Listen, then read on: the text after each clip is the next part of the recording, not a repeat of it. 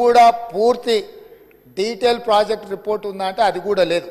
ఇప్పటికీ 1,47,000 కోట్ల రూపాయలకు చేరింది. అది ఇంకా భవిష్యత్తులో పూర్తి చేయాలంటే 2.5 లక్షల కోట్లు అయిద్దా ఎంత అయితే ఇంతవరకు అంచనాలు వేయడానికి కూడా సాహసం చేసే పరిస్థితి లేదు.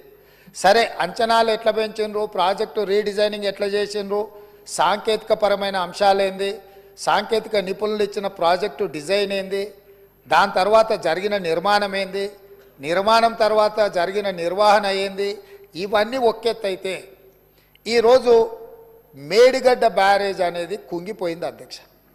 కుంగిపోయినప్పుడు గతంలో ఉన్న ప్రభుత్వం ఏం చెప్పింది, బ్యారేజ్ కింద ఇసుక కదిలింది, ఇసుక కదిలితే ప్రాజెక్టు కుంగింది అని చెప్పిండ్రు అధ్యక్ష. నేను తమరి ద్వారా అడుగుతున్న అధ్యక్ష, ఇసుకలో పేకమేడలు కట్టిండ్రు అధ్యక్ష. ఇసుక కదిలేటట్ల ప్రాజెక్టు బ్యారేజు కట్టి 1,000 కోట్ల రూపాయలు ఖర్చు పెట్టి ఈరోజు అది కుంగిపోయితే చుట్టూత పోలీసు పహారాలు, వాఘా బార్డర్లో కూడా అంత పోలీసు పహారాలు లేవు. అంటే భారత్ పాకిస్తాన్ సరిహద్దులో వాఘా బార్డర్ ఉంటుంది. అంటే పాకిస్తాన్లోకి వెళ్ళాలి అని అంటే అక్కడ మొత్తం శత్రు దుర్భేద్య విధంగా పహారాలు కాస్తుంటారు పోలీసులు, అక్కడ ఉండే ఆర్మీ. అంతకంటే ఈ మేడిగడ్డ ప్రాంతంలో పిట్ట కూడా ఎగరడానికి వీలు లేకుండా ఆనాటి ప్రభుత్వం ఆ కుంగిన బ్యారేజ్ను ఎవరిని చూడకుండా దాన్ని దాచిపెట్టినరు. దాంతో కేంద్ర ప్రభుత్వం దీనికి సంబంధించి ఫిర్యాదులు అందిన నేపథ్యంలో నేషనల్ డ్యామ్ సేఫ్ అథారిటీ అధికారులను పంపించి ప్రాథమికంగా ఆ ప్రాజెక్ట్ ఏం జరిగిందో చూసి ఒక నివేదిక ఇచ్చిండ్రు. ఆ కేంద్ర ప్రభుత్వం నుంచి ఇచ్చిన సాంకేతిక నిపుణులు ఇచ్చిన నివేదికను కూడా గత ప్రభుత్వం తప్పుపట్టింది. ఆ తర్వాత కాంగ్రెస్ అధికారంలోకి వచ్చిన తర్వాత అక్కడ జరుగుతున్న పరిణామాల నేపథ్యంలో కొంతమంది అధికారులు ఆఫీసుల నుంచి ఫైల్స్ మాయం చేసిందని టీవీలలో పేపర్లలో పెద్ద ఎత్తున వచ్చింది. తక్షణమే ప్రభుత్వం తేరుకొని విజిలెన్స్ అండ్ ఎన్ఫోర్స్మెంట్ అధికారులను మీరు ఆ ఫైళ్ళు మాయమైన ఏమి మాయమైనాయి, ఎవరు మాయం చేసిండ్రు, అదేవిధంగా మేడిగడ్డ అన్నారం ప్రాజెక్టులలో జరిగిన అవకతవకల మీద మీరు ఒక నివేదిక తయారు చేయండి అని చెప్పి ప్రభుత్వం ఆదేశాలు ఇవ్వడం జరిగింది. సాగునీటి పారుదల శాఖ మంత్రి ఉత్తమ్ కుమార్ రెడ్డి గారు సూచన మేరకు ఈ ఆదేశాలు ఇచ్చినాం. వాళ్ళు పూర్తి స్థాయిలో వీటన్నిటిని పరిశీలించి ప్రాథమికంగా ఒక నివేదిక ఇచ్చారు.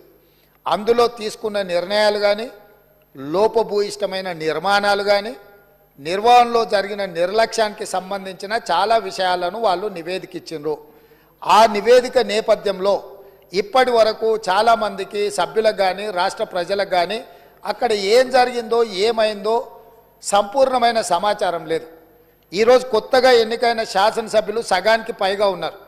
కొంతమంది సీనియర్లు ఉన్న ఈ ప్రాజెక్టులు నిర్వహణ పట్ల వాళ్ళకి ఏ మేరకు దాని మీద పట్టుందో మాకు తెలియదు. అందుకే మేము ఒక మంచి ఆలోచన చేసి ఉప ముఖ్యమంత్రి గారు ఆ మంత్రిని శాసనసభ నియోజకవర్గం నుంచి ఎమ్మెల్యేగా ఎన్నికై ఈరోజు మంత్రిగా IT and industries legislative affairs మినిస్టర్గా ఉన్న దుద్దిల్ల శ్రీధర్ బాబు గారు మనల్ని అందరినీ అక్కడికి రాండి, మీరు అందరు చూడండి, అక్కడ ఏం జరిగిందో తెలుసుకోవాల్సిన బాధ్యత ప్రతి శాసనసభ్యుడు శాసనమండలి సభ్యుల మీద ఉన్నది. రేపు ఈ సభలో జరగబోయే చర్చలో కల్లారా చూసి ఇచ్చిన నివేదికల మీద మనం చర్చ చేపట్టాలి అని చెప్పి వారు సూచన చేసిండ్రు. ఈరోజు మంత్రి గారు కూడా నిన్న అంతకంటే ముందు మొన్న ఇదే సభలో మంత్రి గారు కూడా అధికారికంగా లేఖలు రాసిండ్రు. ఇంక్లూడింగ్ ప్రధాన ప్రతిపక్ష నాయకుడు కల్వకుంట్ల చంద్రశేఖరరావు గారికి, అదేవిధంగా భారతీయ జనతా పార్టీకి, ఎంఐఎంకు, సిపిఐ సభాపక్షాలకు అందరికీ కూడా ఉత్తమ్ కుమార్ రెడ్డి గారు లేఖ రాసి ఈరోజు 10 గంటలకు సభా సమావేశాన్ని ఏర్పాటు చేసుకొని దీని మీద ఆహ్వానం పలికి ఆ తర్వాత మనము అక్కడికి బయలుదేరదామని చెప్పడం జరిగింది అధ్యక్ష. ఈ నేపథ్యంలో ఈరోజు మనమందరం మంతనికి వెళ్ళి మేడిగడ్డ బ్యారేజును చూసి వాటి వివరాలన్నిటినీ తెలుసుకొని కల్లారా చూసి విజిలెన్స్ ఇచ్చే నివేదికను అక్కడ వాళ్ళు శాసనసభ్యులకు శాసనమండలి సభ్యులకు వివరించిన తర్వాత మంత్రులతో సహా అది చూసి వచ్చి రేపో ఎల్లుండో తమరి అనుమతితో సాగునీటి పారుదల శాఖ మంత్రి గారు శ్వేతపత్రాన్ని సభలో పెట్టబోతున్నారు, చర్చకు తీసుకురాబోతున్నారు. ఆ రోజు వీళ్ళందరూ చర్చించడానికి సభ్యులందరూ కూడా ఈ వాస్తవాలను చూసి ఈ వాస్తవాల నేపథ్యంలో చర్చ జరగడానికి అవగాహనతో కూడుకున్న చర్చ తెలంగాణ సమాజానికి తెలంగాణ రైతాంగానికి మేలు జరగాలి మేలు చెయ్యాలి అనే ఒక సదుద్దేశంతో ఈరోజు ఈ కార్యక్రమాన్ని తీసుకున్నాము. నేను ప్రధాన ప్రతిపక్ష పార్టీ అయిన బీఆర్ఎస్కు మాజీ ముఖ్యమంత్రి శ్రీ కల్వకుంట్ల చంద్రశేఖరరావు గారికి నా విజ్ఞప్తి, మీరు మీ శాసనసభ్యులు, ఎందుకంటే ఈ అద్భుతం, ఈ మ్యాన్ మేడ్ వండర్ ప్రపంచంలోనే అద్భుతమని ఇక్కడ కాదు, న్యూయార్క్ స్క్వేర్, న్యూయార్క్ టైమ్స్, న్యూయార్క్లో అక్కడ పెద్ద పెద్ద డిస్కవరీ ఛానల్స్తో పాటు న్యూయార్క్లో కూడా అక్కడ ప్రపంచంలో అద్భుతాలను ప్రదర్శించే దగ్గర కూడా దీన్ని ప్రదర్శించారు. సంతోషం. తమరు ముఖ్యమంత్రిగా ఉన్నప్పుడు తమరి ఆలోచనతో తమరి అనుభవంతో తమ ఆదేశాలతో ఈ అద్భుతాన్ని ఆవిష్కరించారు కదా. ఈరోజు ఈ అద్భుతాన్ని తెలంగాణ ప్రజలు ఎన్నుకున్న శాసనసభ్యులు శాసన మండలి సభ్యులకు చూపించేటప్పుడు వారే ముందుండి వారే ఏ విధంగా ఈ అద్భుతాన్ని సృష్టించినరో, దానికోసం వారు ఎంత శ్రమ పడ్డారో, ఎన్ని రాత్రులు నిద్ర లేకుండా వారు గడిపినరో, వారి అనుభవాలను అన్నిటిని కూడా అక్కడ అందరికీ వివరించి చెప్తే తెలంగాణ సమాజానికి అంతా కూడా ఈ అద్భుతం అదేంది మన అక్కడ ఉన్నది కదా, మన ఏందన్న ప్రేమకు ప్రతీక ఉంటుంది చూడు, తాజ్మహల్ అంత అద్భుతాన్ని అక్కడ ఆవిష్కరించింది కాబట్టి కల్లారా చూసి మేము చూస్తే మా చెవులకు అందరికీ వీను విందుగా వారు చెప్పడానికి అవకాశం ఉంది. కాబట్టి ఈరోజు నేను తమరి ద్వారా మళ్ళొక్కసారి కల్వకుంట్ల చంద్రశేఖరరావు గారికి గత సాగునీటి పారుదల శాఖ మంత్రి, తర్వాత ఆర్థిక శాఖ మంత్రి మిత్రుడు హరీష్ రావు గారికి, పెద్దలు కడియం శ్రీహరి గారు కూడా గతంలో సాగునీటి పారుదల శాఖ మంత్రిగా చేసినారు, అనుభవజ్ఞులు. తెలంగాణ సమాజంలో వారి పట్ల గౌరవం ఉన్నది. వారు నిష్పక్షపాతగా అక్కడికి వచ్చి విశ్లేషించి తెలంగాణ సమాజానికి అక్కడ ఉన్న పరిస్థితులు, మేమేమంటున్నామంటే కాళేశ్వరం మీకు ఏటీఎంగా మారింది, మీ ఇంట్లో కనకవర్షం కురిసిందని మేము ఇక్కడ అనదలుచుకోలేదు. కాకపోతే అక్కడ ఏదైతే జరిగిందో జరిగిన వాస్తవాలను తెలంగాణ ప్రజలకు తెలుసుకునే హక్కు అధికారం లేదా అని నేను అడుగుతున్నా. ఈరోజు మన అందరము గత 4-5 రోజుల నుంచి చెప్తానే ఉన్నాం, అందరం కలిసి వెళ్దామయ్యా ఒక మంచి వాతావరణంలో కలిసి మన అందరం మెలిసి అక్కడికి వెళ్ళి చూసి తప్పు జరిగిందా జరగలేదా, తప్పు జరిగితే తప్పు జరిగిందని నిర్ధారిస్తే తప్పుకు కారణం ఎవరు, దాన్ని నిర్ధారిస్తే దానికి విధించాల్సిన శిక్ష ఏంది, ఈ సభలో చర్చించుకొని ఈ సభ ద్వారా ఒక మంచి సాంప్రదాయానికి తెరదీద్దామనేదే మా ఆలోచన. ఈరోజు మేము దానికోసమే ఆ ప్రాంత శాసనసభ్యుడు కాబట్టి గతంలో గవర్నర్ గారు ఉండే, వారి పేరు ఎందుకు కానీ వారు ఏమన్నారు, కాళేశ్వరరావు అని అన్నాడు హరీశ్వరరావు బదులు. కాళేశ్వరరావు గారిని కూడా ఈరోజు మేము అక్కడికి కాళేశ్వరం పోదామని అడుగుతున్నాము.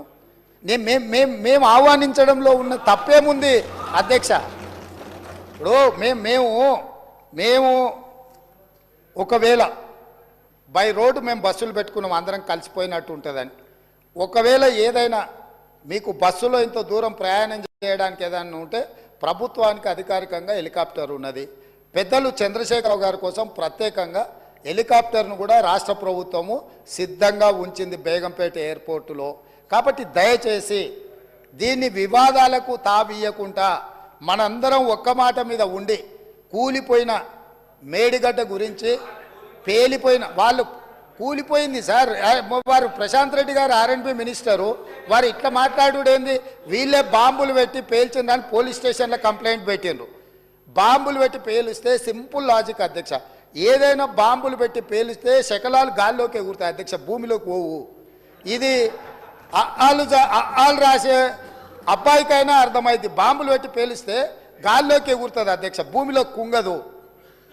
పోలీస్ స్టేషన్లో అట్లా కంప్లైంట్ పెట్టింది కాబట్టి ఇది బాంబులు పెట్టి పేల్చిండ్రా, లేకపోతే కింద ఇసుక కలిగి పిట్టగూడు కడితే పీకమేడలు కడితే కుంగిందా, ఇవన్నీ కూడా సమాజం తెలుసుకోవాల్సిన అవసరం ఉంది. సభ్యులుగా చర్చించే ముందు మనందరం కూడా అక్కడికి వెళ్దాము.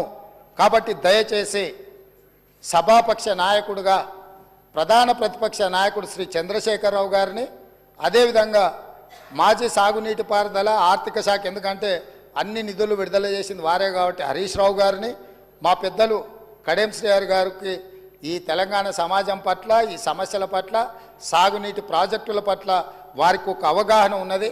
వారిలాంటి వాళ్ళు చూసి విశ్లేషించి చెప్తే మేము కూడా కొంత నేర్చుకుంటాం. ఎందుకంటే అన్నీ మాకు తెలుసని మేము అనుకోం. మేమేం అపర మేధావులం కాదు. ఏదైనా మాకు తెలియంది ఉంటే అడిగి తెలుసుకుంటాం.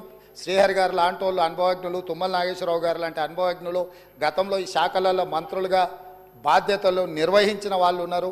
కొత్త తరం నేర్చుకోవాల్సిన అవసరం ఉన్నది. నాకు కూడా శాఖలు ఎప్పుడు నేను నిర్వహించలేదు కాబట్టి నాకు కూడా నేర్చుకోవాల్సిన అవసరం ఉన్నది. నేర్చుకోవడానికి నేను సిద్ధంగా ఉన్నా కాబట్టి దయచేసి ఇక్కడ నుంచి మనం అందరం బయలుదేరి అక్కడ చూసి అక్కడ ఉన్న పరిస్థితులను అన్నిటిని కూడా అవగాహన చేసుకొని రేపో ఎల్లుండో తమరి అనుమతి తీసుకొని మంత్రి గారు శ్వేతపత్రం ప్రవేశపెడతారు. శ్వేతపత్రంలో తెలంగాణలో ఉన్న ప్రాజెక్టులు అన్నిటి మీద చర్చ చేద్దాం. అదేవిధంగా కాళేశ్వరరావు గారి మీద వీటి మీద చర్చ చేద్దాం.